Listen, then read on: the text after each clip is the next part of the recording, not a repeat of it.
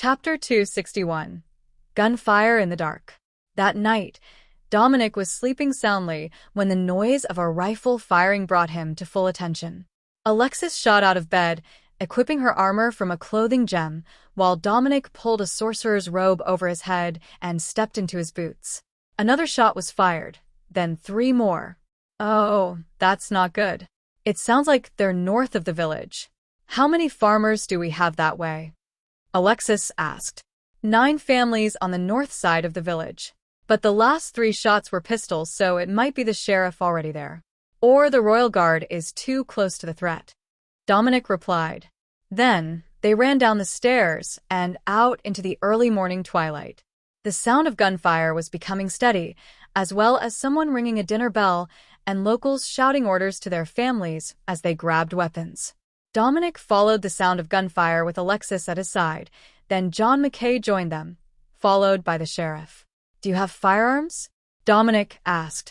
Nate, the sheriff, nodded and drew his matched pistols, while John shook his head. My lord, I don't need them. That was good enough for Dominic. The king's man had a dagger in each hand, and his run looked more like a casual lope, betraying his immense physical strength. After nearly 2 kilometers, firelight came into sight, and the sound of gunfire sounded much closer. Careful not to get shot by accident. Alexis laughed at the thought. Wouldn't that be ironic? Shot by travelers in their own territory. Hail to the camp, Dominic shouted. Ogres, a voice shouted back. Those definitely hadn't been in the area yesterday. The defenders of the camp were led by a man in insignia military uniform, and he had a few adventurers with him, as well as 6 trailers behind a single steam tractor. Not an optimal setup for a convoy, but they had obviously been parked for the night when the attack started. Dominic lifted his rifle to his shoulder as he ran, and aimed high. Anything over 2.5 meters tall should be an ogre. Hard to mistake them, even in the dark. Alexis took all the guesswork out of the fight when she fired a flare into the sky, and Dominic saw that it wasn't just ogres. There were 2 wizards behind them, hidden in the trees, and getting ready to run now that they had been exposed by the flare. John, keep one alive. I want answers. Dominic muttered, and the farmer vanished into the dark. Alexis looked startled, but Nate didn't notice the man was gone. He was already focused on the fight and firing rounds at the ogres. He was using uncommon grade mana revolvers, and the level didn't seem to be very high, going by the limited damage they were doing to the magic-resistant ogres.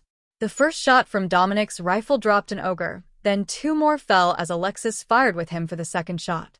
The rifles were specifically made for this enemy, and the bullet holes were clear to see on the down monsters. Then, magic bloomed in the woods, dozens of magical attacks in only a few seconds before stopping again. What the hell? Alexis asked. Not wild ogres. There were mages guiding them. Dominic explained. That was when she realized that John was gone, but there was no time to ask questions. More monsters were coming, as was the royal guard. The only one that Dominic didn't see was Colonel Wilkes, who would have been assigned to rally the village defenses in case something reached the outlying farms and the town needed defending. The sheriff was too busy to form up the local militia, and both of the nobles were with him. So, letting the royal guard organize the village was the best they could do on short notice. Hobgoblins came from the woods, screaming as they charged past the dead ogres to assault the caravan. John reappeared and shook his head as his hands flashed an explanation. They self-destructed when they realized they were losing the fight. Cultists are my guess. Most likely under the Archmage. I collected the bodies. That was an extreme level of devotion to a cause. But more disturbing was the idea that the war's earliest conflict was never really resolved, and they were still being targeted by monster groups led by foreign mages. The Archmage was never apprehended, and Dominic didn't know where he was supposed to be living, other than in Dago somewhere. So, it was possible that he was the force behind Prince Kaizan and his insane tactics. The hobgoblins got closer, so everyone switched to pistols, except the caravan guards, who had set a spear wall to stop the charge. Hundreds of shots were fired, collapsing the momentum of the hobgoblin charge, and the battlefield fell silent. Search the area. I want to know if there are goblins with them that might be going after the farms or the barony upriver. William doesn't have a guard set yet. Alexis ordered. Two of the royal guards rushed off, while Alexis turned to see who was leading this convoy. A middle-aged nobleman in a general's uniform and carrying a classic steam rifle gave her a smart salute, then slumped forward, using his rifle as a walking stick. "Good to see you, princess.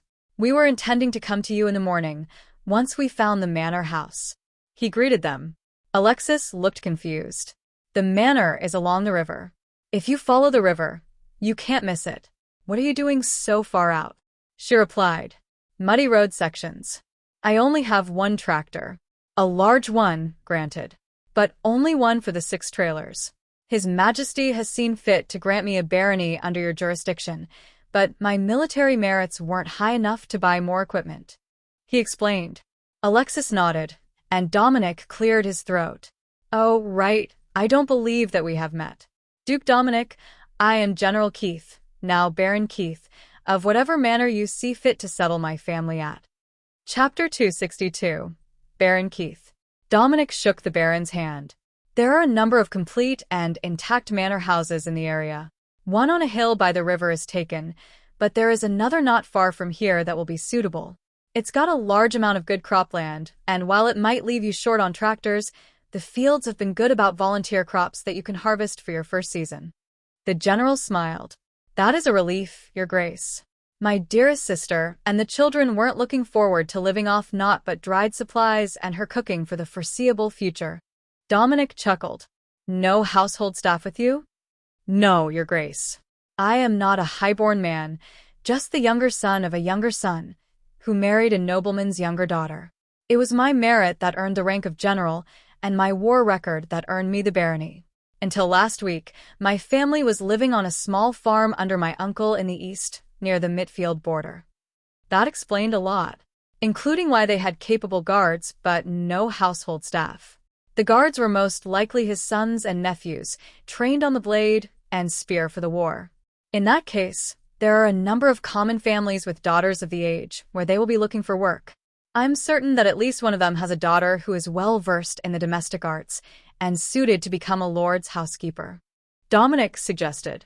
Baron Keith chuckled. "Perhaps an older spinster, or a widow. I wouldn't want to give my wife the wrong idea." Dominic winked at him. "If in doubt, let her pick. Who knows, she might find a young married couple willing to become the caretakers for your manor." It was a common thing for generations of a family to serve the same baron's house in wavemates. Keith nodded. "You are a wise man for a newlywed. Indeed, I will let my wife choose the domestic help from what is available. She is a woman of many skills and great business acumen, but her cooking leaves much to be desired. Worse, she's the best out of the lot of us. It did make army life a bit easier, though. Once you're used to biscuits burned near to hardtack, army food doesn't seem all that bad."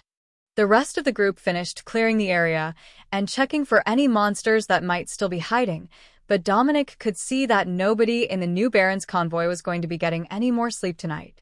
It wasn't quite morning yet, but if they started to pack up the camp, it would be light enough to move by the time they were finished, and Dominic could ask Alexis or the guards to lead them to a suitable manor. Alexis had the same idea, and she brought Ella with her, map in hand. "Baron, it's a pleasure to meet you. Has Duke Westover checked your royal decree yet?" she asked. Dominic hadn't thought of that. He simply accepted the man's word that he was elevated to Baron.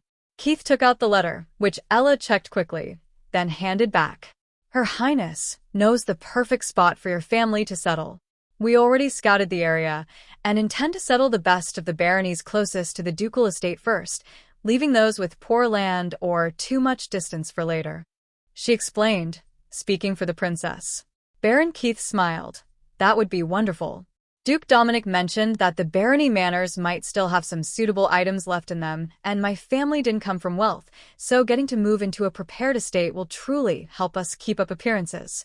I don't know your position on having my family do a large portion of the farming, but there aren't enough of us for a whole barony, so we will be coming to you to discuss how to get sharecroppers to move in. Ella nodded. Bring that directly to Duke Dominic. Most of the locals are loyal to the Wavemates family as much as they are to their local lord, so they will flock to his name more easily than a newly appointed baron. Baron Keith chuckled. I suspected that might be the case when I was granted this title.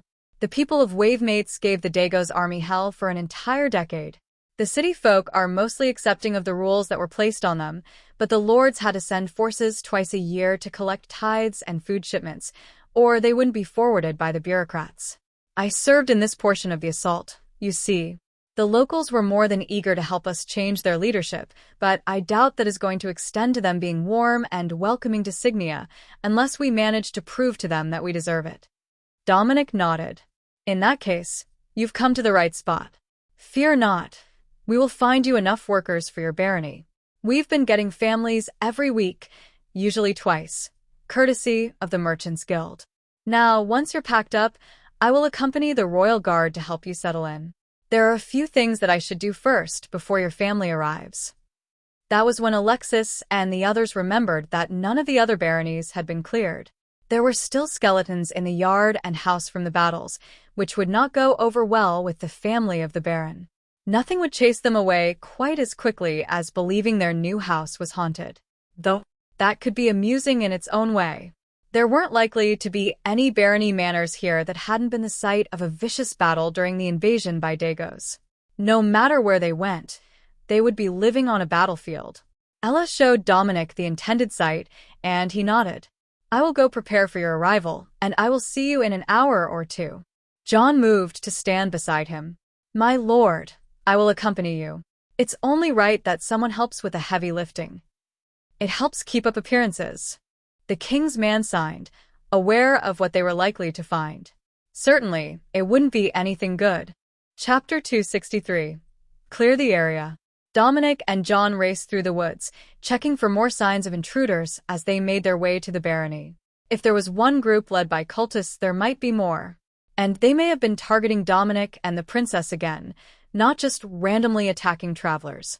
It didn't take a genius to figure out that these were most likely part of the same force that had attacked Signia, perhaps ones who had escaped, or one of the forces that was successful. But neither found any sign. It was as if the whole horde of ogres had simply appeared out of thin air, or had been following the overgrown road without damaging the surrounding trees. Which would be very unusual for ogres. The manor the princess had chosen was not far, and on the same side of the estate as the attack. However, it was also one of the least damaged buildings, as the battle had occurred in the fields and the force had been called to the Earl's estate before they could loot much. This is going to take a minute. There are a lot of skeletons in the fields. John sighed. Dominic nodded. That will be the case everywhere.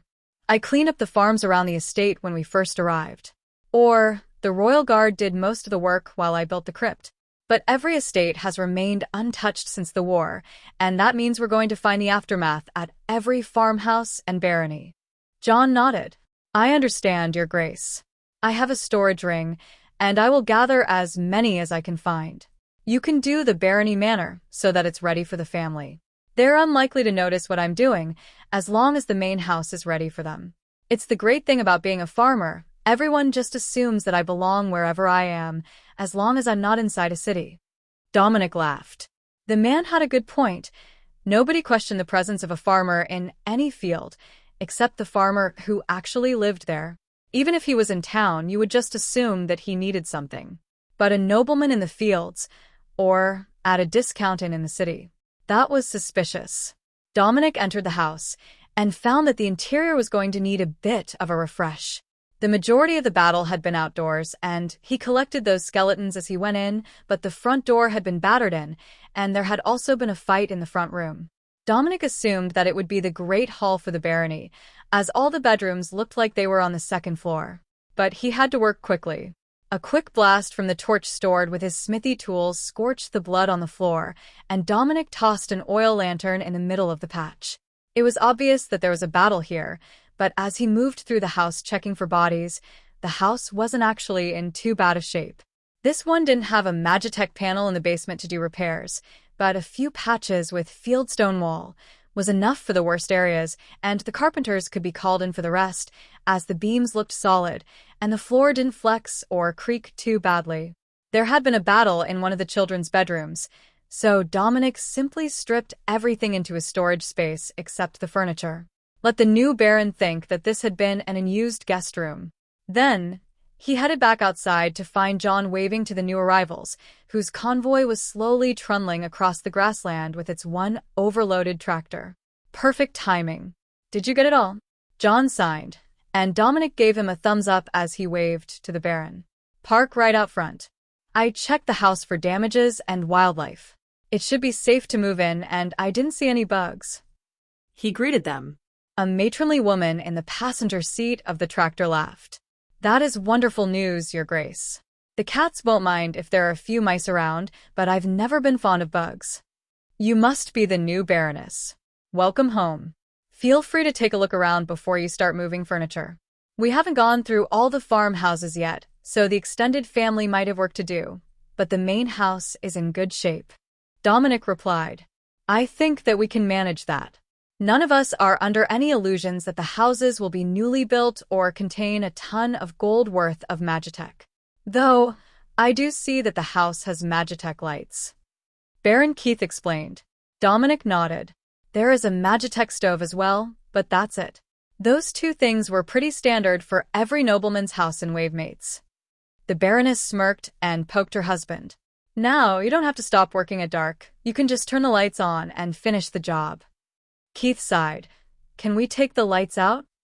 Unfortunately, they're all through the house, even the basement. But if you don't have anyone who can use them, you might luck out and get to go to bed at dark. That's a luxury that most of us don't have.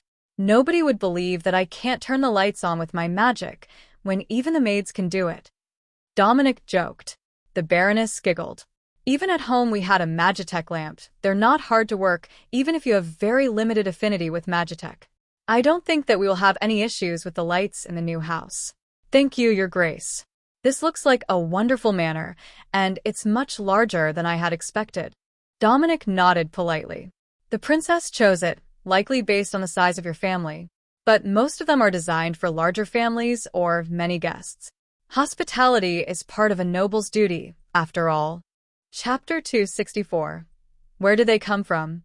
Dominic kept up the friendly chatter as he followed Baron Keith around his new property and explained how things were set up before the area was abandoned.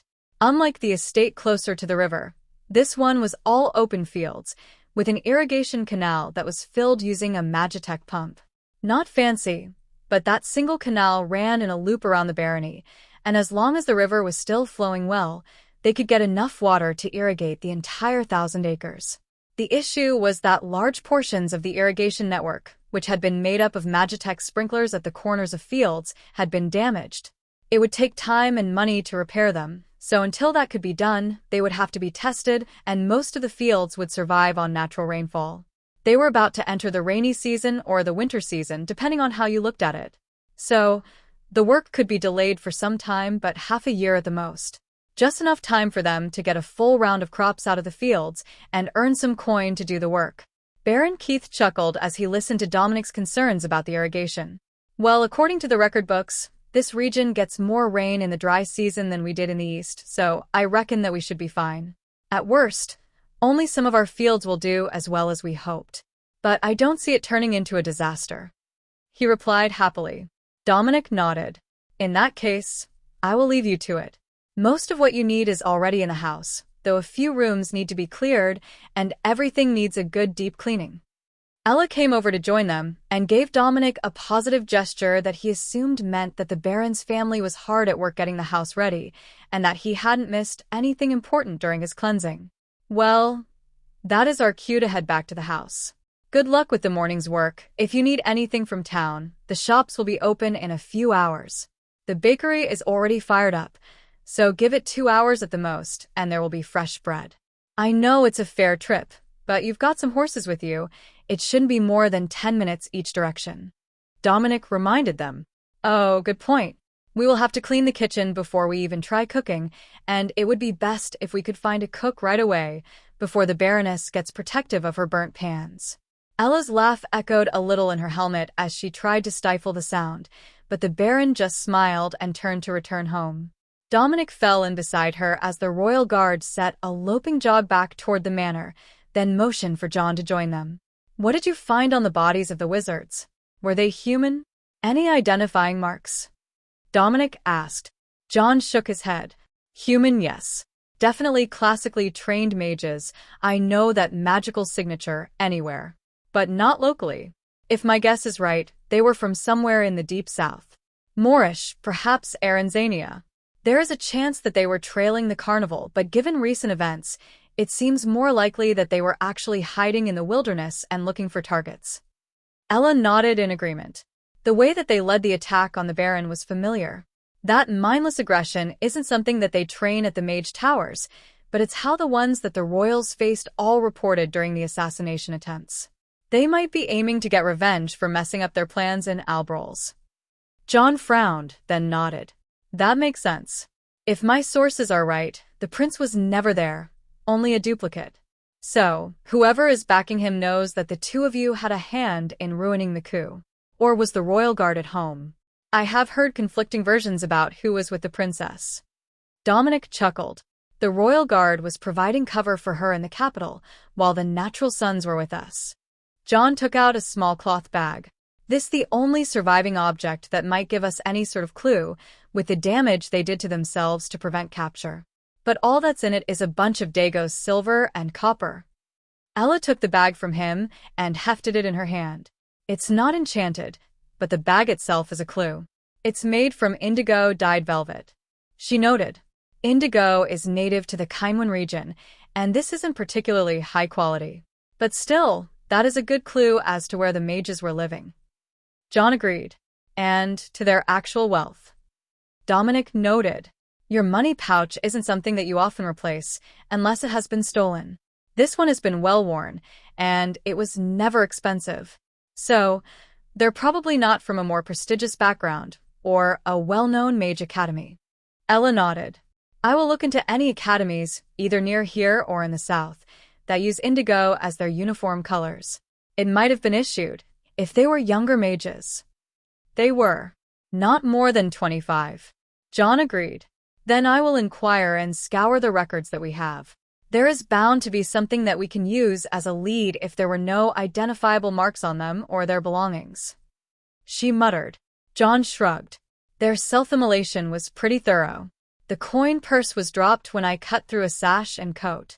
The royal guard turned to Dominic. Why is there never a moment of peace? You were supposed to bring us to a nice remote area, where I could lounge around on shift, drink my evenings away, and then retire to become that spinster who hits on all the young guardsmen in the tavern. Dominic chuckled. I'm not sure if I should admire your dedication to debauchery, or chastise you for the things you're planning to do to our future guard recruits. Chapter 265. Find their origin. John split off to return to his farm, but Ella waited until they were almost to the manor to ask Dominic about the situation. Would you care to explain who that man is, and why you trust him? Dominic patted her on the shoulder. He is one of the Dragon King's men, an assassin from the old Wavemate's kingdom. He's come here to live mostly as a farmer, but he doesn't have any problems helping out when we've got trouble. The royal assassins were said to be unbreakable. None ever turned, none ever betrayed the crown, few were ever outed to the public and forced into seclusion. Having him here is a blessing in a way. He knows more about treachery and deceit than the vast majority of the population, and his loyalty is unquestionable. Ella paused, forcing Dominic to stop as she thought. Are you certain about his loyalty? She asked. 100%. You can keep an eye on him if you like. But it's a bit like suggesting that the second prince would rebel. Dominic replied. You trust the old empire's people far too easily. I will take your word on his identity, but that still makes him a threat to the princess, even if he's not a threat to you. Dominic frowned, then nodded. I understand. Then Ella shook her head. We're going to need to start formalizing a military force for the duchy sooner than planned. We've got lots of former military officers among the residents, but they're not trained to work together in this particular group. They're also not properly equipped. For most of them, their equipment was left behind when they left the army, so they didn't arrive here with a full suit of armor and weapons. Dominic shrugged. We can likely get started on that today. News of the ogre attacks will be the talk of the town, and everyone will be motivated to have something done about it. As long as we frame it the right way, I doubt that we will have any issues forming a militia force or organizing group training sessions for the capable fighters. Ella nodded. Alexis plans to train the maids as well. A force of veiled maids in the manor will provide additional security from a direction where nobody will expect it. When soldiers break in, they are wary of the guard and the larger men, like the stable hands. Nobody fears the maids. All right, I will spread the news in town. I will talk to the innkeeper and arrange for a dinner for everyone who comes to the training. They all know the basics, and we can have the sheriff train up some of the boys later. The expensive part will be equipping them. Well, that will be the time-consuming part, anyhow. I am thinking that we should train them both with pistols and swords so that they can take advantage of the duchy's unique skills. Pistols were a game changer this morning, so if we can equip some of the farm families with them, we can have them start effectively defending the area with far fewer members. Plus, we have a proper gunslinger as a sheriff, and he will be able to get them up to speed without relying on the royal guard. Dominic agreed. Ella smiled behind her visor. There is also the likelihood that they'll be much more cohesive as a fighting force when it's the commoners training the commoners, with the lord's money backing them. That's how things always go. If you put a nobleman in charge of their training, it introduces that class gap between thinking and doing. They'll wait for someone to tell them when to fight. If you arrange it all with commoners, they'll actually use a bit of common sense. That's not a bad idea. We've got a retired general as well, and his family is on hard times. I'm sure that a little extra income to train and organize the militia won't go unappreciated. Well, technically we have 2 generals if you count Baron Keith. But you know what I mean. Their joking brought them to the entrance of the house, where Dominic could smell fresh bread and frying eggs. Both excellent signs that the day was off to a good start. Alexis greeted them at the door. Is everyone settled in over there? Dominic nodded. Yeah, they're good for now. But we were discussing the fact that we should have some sort of organized militia in the village. We've got so many people now that we're going to attract more trouble, even when it's not targeted trouble. Speaking of which, have you ever seen a bag like this one before? We were thinking that it might be from a school. Alexis turned it over in her hand, then nodded. It's from the Skipple Mage Academy. Not the Royal Academy, the lower academy. See here, it's got the S embroidered on the inside. But its enchantment has been stripped. They should have a spell on them to prevent them from being damaged. Either it's old, or whoever was using it decided that it wasn't worth renewing. Now, that was the first bit of useful information that they had about the attackers so far. But that left them with the question of why a mage from Skipple was all the way down here in the Stantia province, 3,000 kilometers from home. They might have been working for Dagos, at least on a surface level. But the fact that they had launched an attack with ogres suggested that there was much more to the story. A story that really needed resolution, especially if it was connected to the siege of the Signia capital by monsters not long ago. Should I ask Father to send soldiers to the region? Alexis suggested. Dominic frowned. Not yet. I will start training up a militia later and arming a team of huntsmen. We can call for reinforcements if we come up against something we can't handle. This might just be a straggler from the attacks. With everything still tense in Dagos, the king doesn't have too many soldiers to spare. It's better that we train our own. Alexis smiled. In that case, I will start training the maids as well. Chapter 266, Militia Leader. That afternoon, Dominic went to meet with General Alater at his family's farmstead, looking for a trainer for their militia force. The old man came out to greet him at the door, and Dominic went straight to business.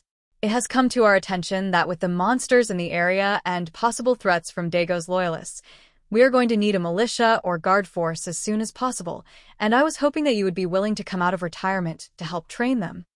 Dominic began. The old general chuckled and looked around at his crowded family home. Well, if it's a paying position, I don't see any harm. We're doing better than expected, but there still isn't too much work in town. They weren't experienced farmers, but they were doing well enough, Dominic noticed. Nobody wanted to look bad in front of the boss, but there were new curtains in the house, and the yurt was built up on a wooden platform to prevent muddy ground from damaging belongings or inviting pests. Not glamorous, but functional. I can offer you a standard wage as a weapons trainer. It might not make you rich, but it's something. Dominic offered. The Alater family elder nodded. It would be enough to provide the basics for his family, even if they were living in town. With the farm acres, it would be enough to start really living comfortably. All right, I will agree to do the training. But who are we even going to train? Are you going to draft militia members? He asked. Dominic shook his head. We've got plenty of soldiers in town. I will ask for volunteers. Plus, we will do some training with the huntsmen so that they're fully equipped to deal with small groups of monsters. The old general laughed and ran his hand through his thin white hair. Don't forget that we all came from Dagos. Not a one of us, but the sheriff has a magical weapon, even if we've been trained for combat. He mentioned, speaking slowly. Dominic nodded. I understand, but I have weapons. Plenty of weapons. There were some in the manor and I have more. Plus, I'm a gunsmith by trade. I will equip the militia with pistols and swords, the huntsmen with Magitech rifles, and I will ensure that there is a supply of spears available in case of attack. General Aeleda chuckled. Well, now that is a whole different standard than they're used to. All they would need after that would be armor and a tabard to be a proper militia. Dominic nodded. I will get to that eventually. But first, we just need to get enough of them trained to keep the area safe. That should be easy enough. But I would recommend at least getting some cloth from one of the caravans so you can make them all matching coats. It makes them feel more official and gives them courage. Dominic nodded. If you're free, I'm headed into the village to set things started. We can inform the other farms on the way, but I will need to swing by the hunters' houses. Then I will meet you there. Most of the villagers know who I am already, if they didn't know me before. I will get them organized if you can inform the hunters. How much equipment did you have for them today? Dominic shrugged. I've got swords and spears. I will make them all pistols in the next few days, and then I will start on the rifles. It was going to be a very long few days. Making a half-dozen rifles for the huntsman out of spare parts wasn't a big deal, but even if he was using clay to steel, it still took time to make a new mana revolver, and they would need to arrange at least a dozen men who were competent with them. Dominic jogged off to the huntsmen's houses and informed the men he found there that they were training a militia, which would include the hunters, as they would effectively be the village's scouts because of their jobs. The majority of them understood very well, though a few of the woodcutters were more interested in simply using a good whistle to call for reinforcements than actually learning to stand and fight. After explaining that the majority of the trouble was likely to be goblins and other roaming monsters, or wild boars, they understood that having proper weapons would make their lives safer. Though they were just hunters and woodcutters, they wouldn't turn down a good weapon, even if it meant taking the training that the Duke was insisting on to form the militia. It was actually fairly uncommon to have a training regimen. Many lords would simply assume that everyone would figure it out when they were called up to fight. That naturally led to insanely high militia death rates. But they only took young men, so the women left at home could just make a new generation to replace the one lost to war. Of course, Dominic wasn't going to mention that all the magical swords he was planning to hand out were obtained from the battlefields in the duchy. The old owners didn't need them, and putting them all in the crypts just wasn't space efficient. There were a lot in the village crypt already, but Dominic hadn't buried any from the outlying areas or the baronies. Once everyone had been notified, with most planning to come the next day, as they had work to finish, Dominic returned to the village and stopped at the tailor's to order coats. Ah, Lord Dominic. I was expecting you to be here soon. Will you be ordering uniforms for the militia? The older of the two tailors working the shop asked. Dominic sighed and looked at the number of men on the training ground. It looked like every family sent at least one person, and there were close to 50 gathered in the middle of town. Yeah, coats and pants. You can make the pants loose fit with a tied waist. No need for a perfect fit, and then when we get armor for the regulars, they won't need a replacement. Dominic agreed. But coats will need to be fitted. That's not an issue. We will get them all to come in for a quick fitting, and we've got templates for military coats. We just need to know what sort you want made. That was a good question. Should they be Signia Royal Army colors? Or should he make them a local pattern to mark them at town guards? Chapter 267. Simple Uniforms. Dominic considered the options for a few minutes, then decided to go with the same uniforms that the earldom had been using. How about simple green wool coats? Practical for the winter and general wear. Everyone will know what they are, even if they can't see the badges. Just stitch the Wavemates family dragon on the left sleeve, or apply it with a patch. I will pay you to make a bunch of them if you have a machine to mass produce them. Dominic suggested. The tailor nodded. Indeed. I have a Magitech embroidery machine. Once I input the patch, I can make you 100 of them in only a few hours and sew them on all the militia coats. Green pants as well. Dominic shook his head. Green coats, brown pants. It hides the mud better. That was how the locals had always done it here.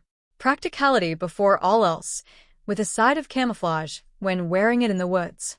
When you were working, there was no need to draw attention to yourself. All right, we will get right on those. As long as you don't mind serge seams, we can make uniforms from templates pretty quickly. No more than a week to make the whole order. Dominic nodded. That works for me.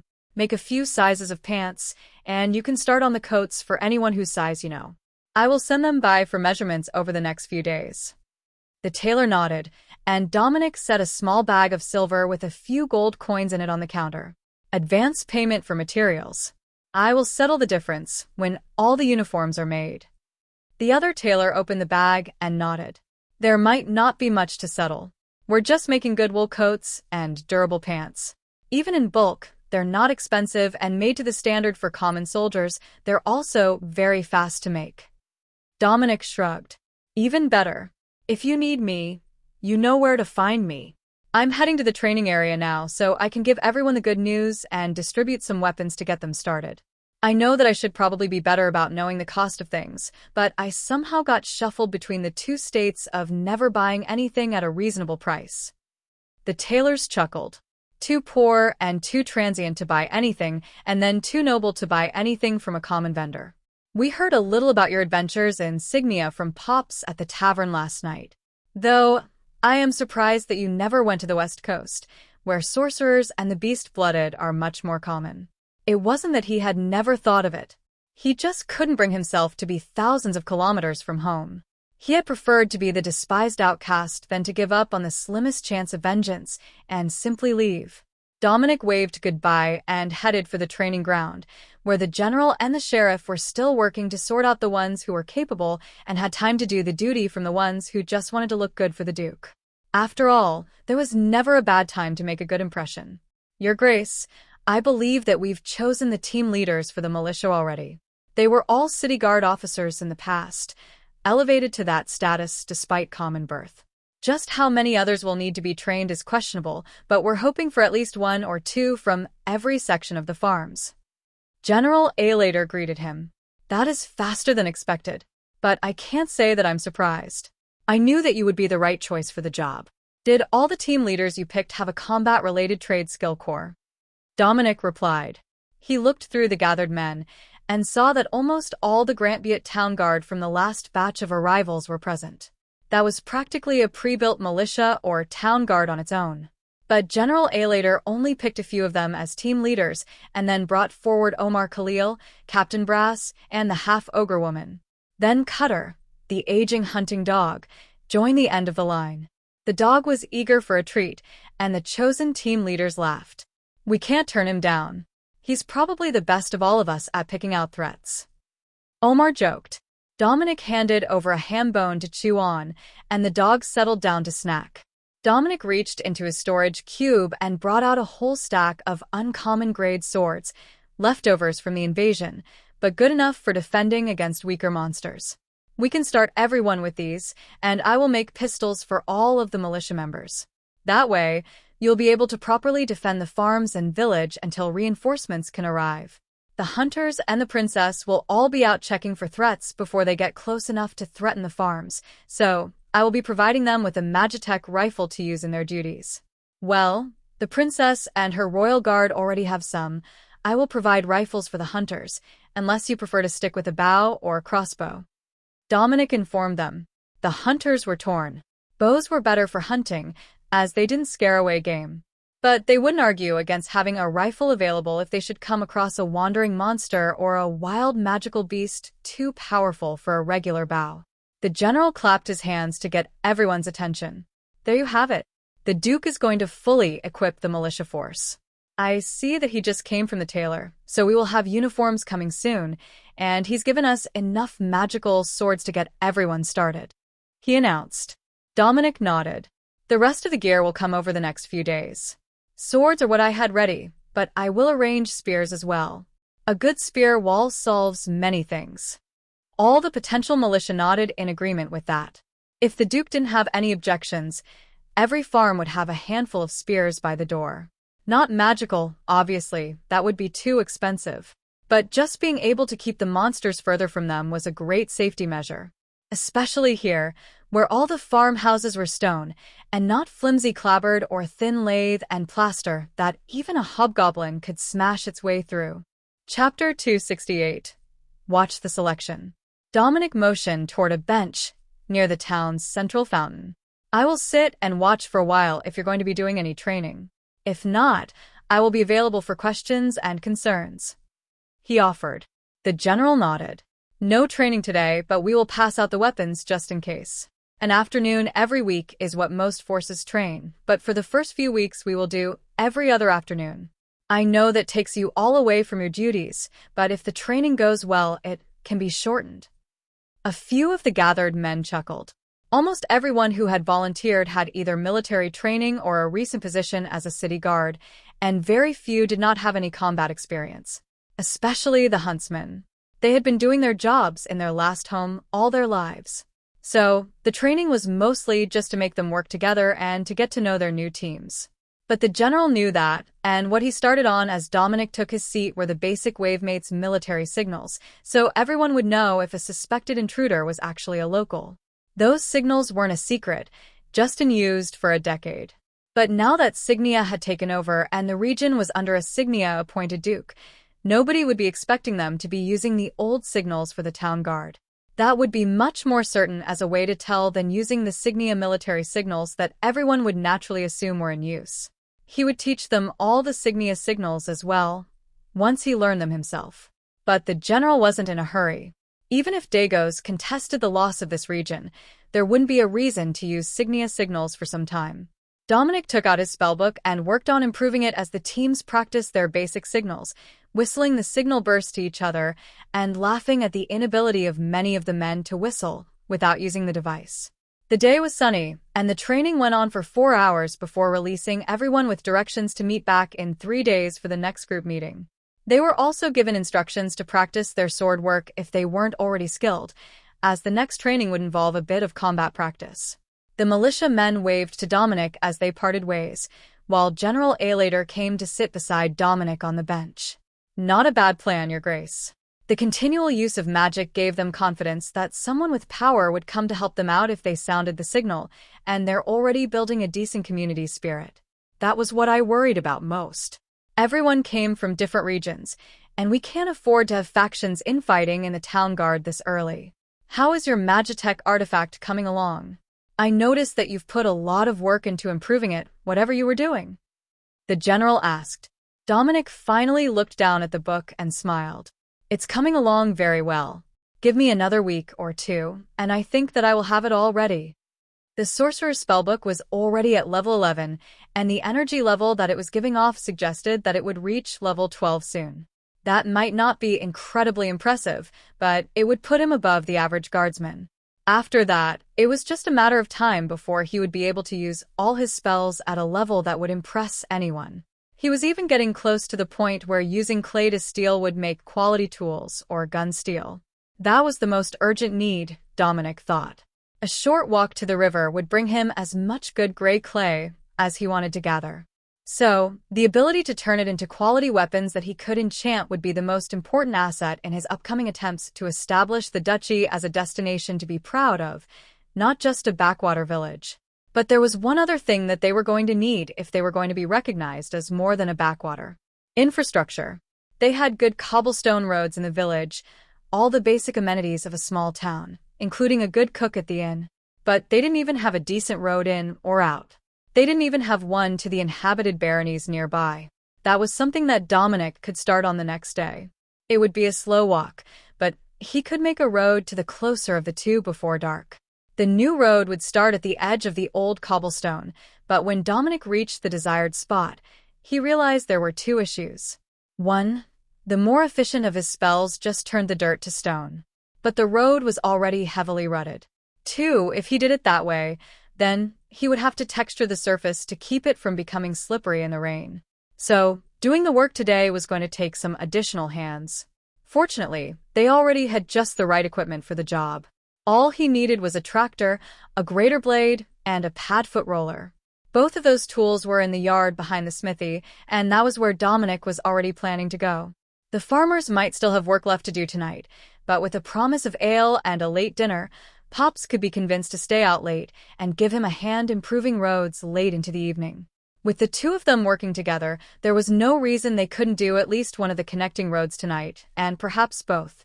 That should be a pleasant surprise for the next merchant caravan that came along, and with a bit of work, Dominic thought that he might actually be able to make a device that would activate the spell behind the roadwork tractor so that a team of less capable magic users could do the work. If it proved functional, he was absolutely certain that the king would pay good money to get his hands on it. Too many of the roads in Signia were still unimproved. Chapter 269, Impatience. As usual, Pops was expecting him when Dominic arrived at the door to the forge. "You have the look of a man on a mission. What's so important that you want to start it so late in the evening?" the old dwarf asked. "You've got a point. This can likely wait for tomorrow. I was thinking that I should level the road to the baronies and then transform it to stone so we have good roads within at least the local region." Pops laughed. "You always want to do things the moment that you have the idea. But let's go back and have dinner. Then you can arrange for one of the staff or a farmer to drive the tractor tomorrow. You'll still get the work done before anyone even realizes that they need it, but you don't have to work all night." Pop spent a few minutes putting tools away and then gestured toward the manor. "Let's go get dinner." Beth said it would be ready just before dark. Pops was right. Dinner was about to be served when they got back to the house, and the house staff had made subtle but noticeable changes that made the place feel a bit more their own. They had changed out the curtains for ones in the Signia blue and gold. There was a new carpet in the sitting area, and the dishes that they were setting out were from the princess collection, not what came with the house. "Just in time. I thought that you were going to waste all night doing busy work again." Alexis greeted them when she saw the pair walk in the door. Pops laughed and Dominic shrugged. "I thought about it, but Pops set me right." "What was it this time?" Alexis replied. "Roads to the baronies.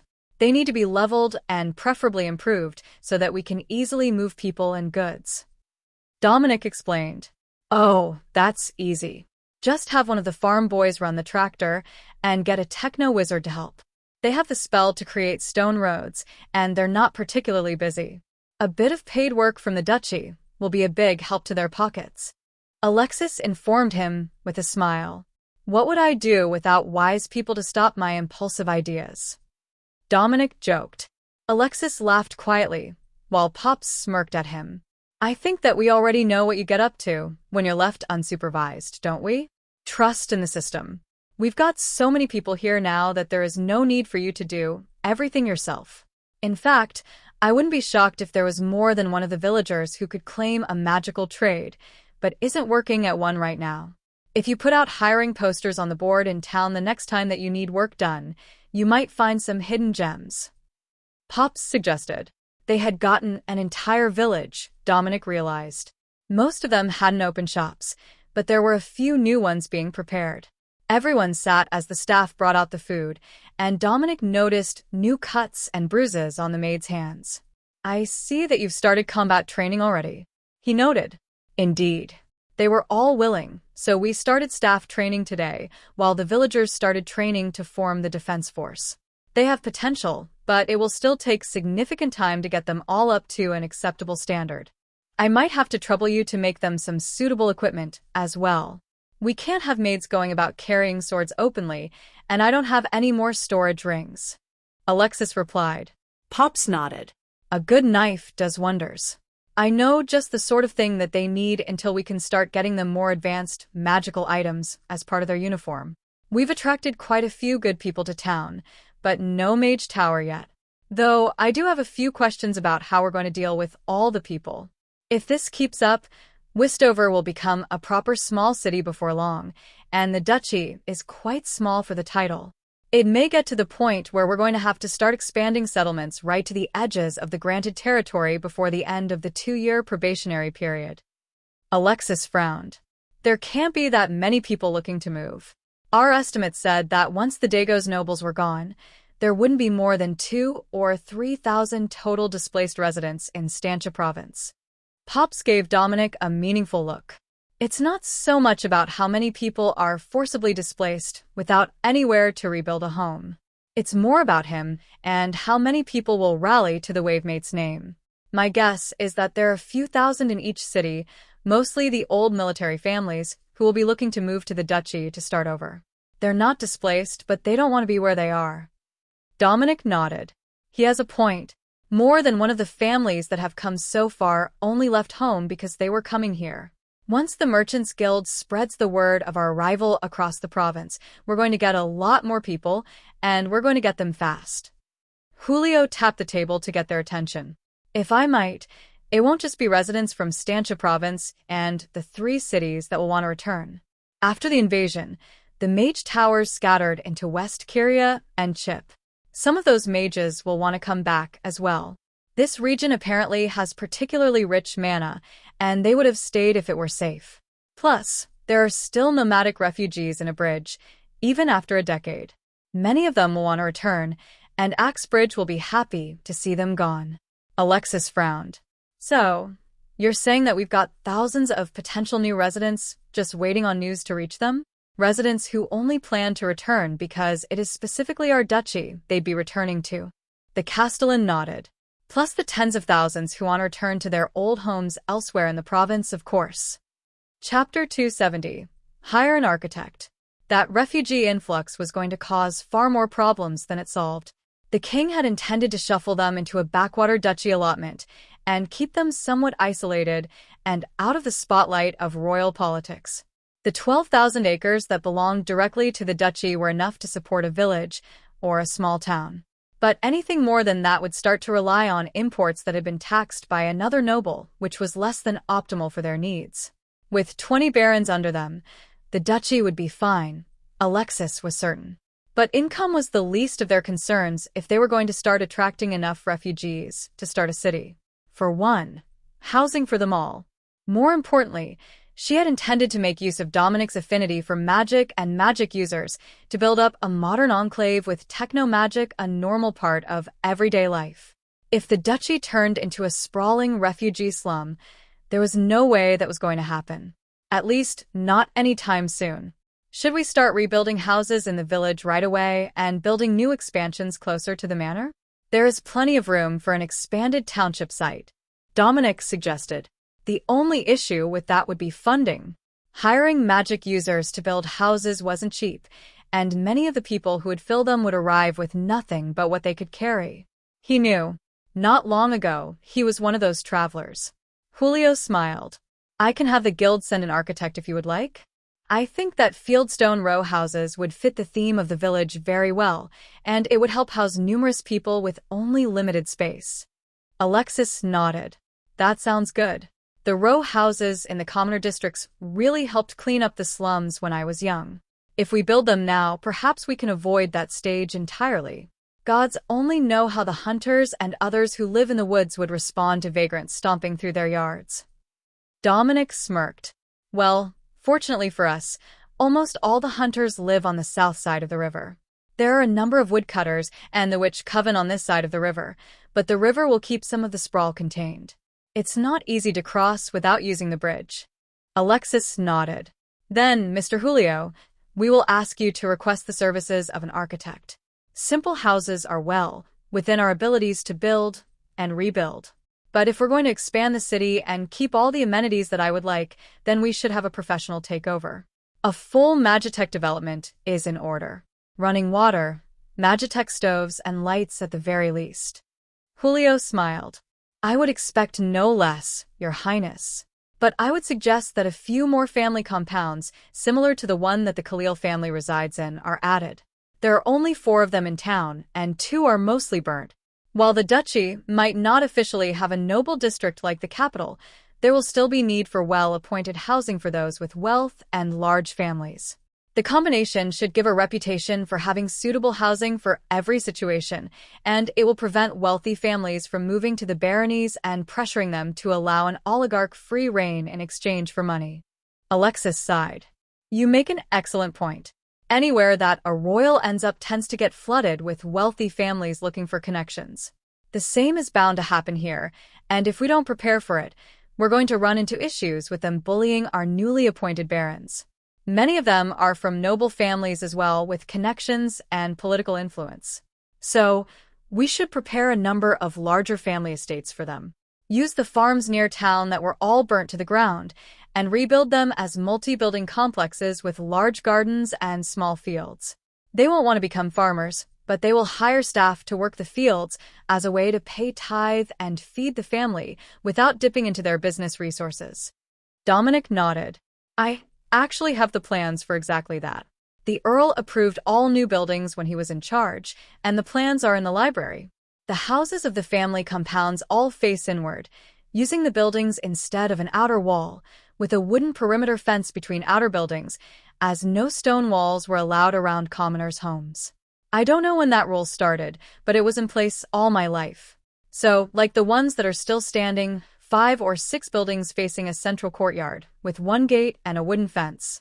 One of the maids came in and silently handed Dominic the plans he was referring to, as they had been left on the table with others that pertained to the development of the village. Perfect. What does everyone think of this design? Do the curved tiles and fieldstone walls work for everyone else? They will be easier than fully wooden houses, he asked. Julio examined the plans and then nodded. That will be perfect. The back gate can lead to the outer gardens and fields, while the main gate faces the road. I will ask that the architect they send is familiar with Wavemate's design styles and that he brings a whole team to work on the village. It will be way beyond our planned budget. However, given the revenue that we have received so far, it is within the funding that we have currently available.